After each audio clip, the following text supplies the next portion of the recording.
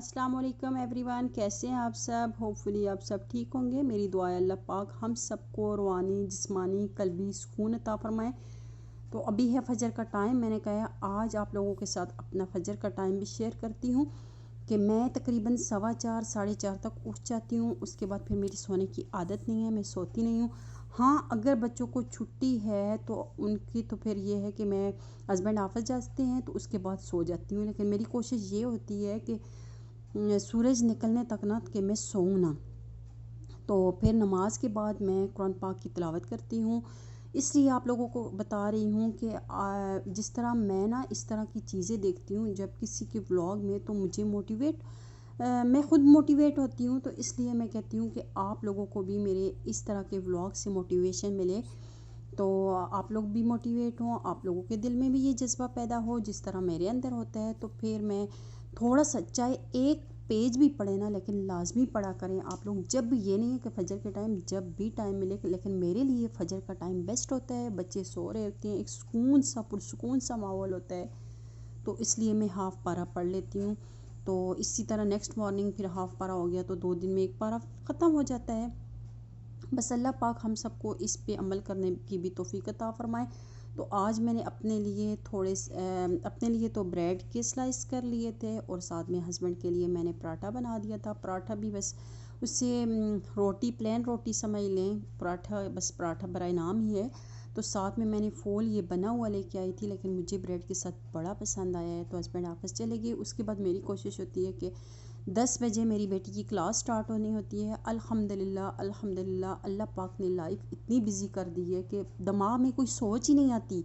ये काम ख़त्म करो, उसके बाद नेक्स्ट काम ये शुरू कर दो जी, चले इस पे। और अल्हम्दुलिल्लाह से मेरी बेटी का एडमिशन भी हो गया है, तो अब ऑनलाइन क्लासेस ही हैं। तो उस सबसे पहले फिर मैं ऐसा करती हूँ, जो जो उसकी चीज़ें होती हैं वो रख देती हूँ। साथ में फिर मैं 9 बजे उसको उठा देती हूँ।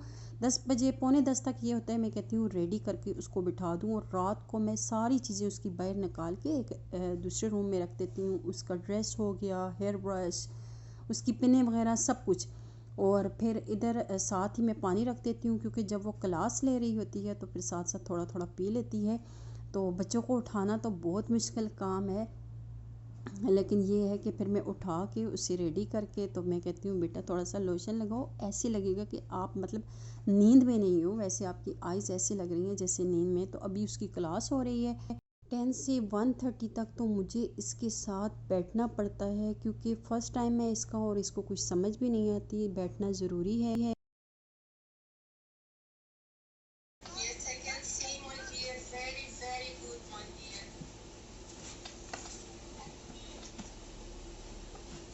अब हरम की हो गई है 11 to 11:15 तक ब्रेक। तो वो जब उठती है सो के, तो या तो कहती है मामा मुझे मिल्क दे दें या फिर उसमें सीरियल डाल दें।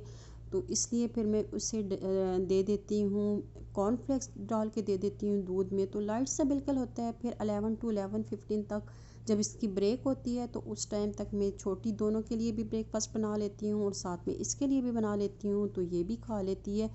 तो उनसे तो पूछ के ही बनाना पड़ता है। फिर मैंने कहा कि चलें जल्दी में यही बन जाएगा, मैं फ्रेंच टोस्ट बना लेती हूँ इनके लिए और खा लेंगी। छोटी वाली जो है उसने तो खाने नहीं है, तो उसके लिए मुझे अलग से फिर एग फ्राई करना पड़ता है, या योगर्ट के साथ उसको मैं खिला देती हूँ। तो वो उसको योगर्ट भी माशाल्लाह से पसंद है।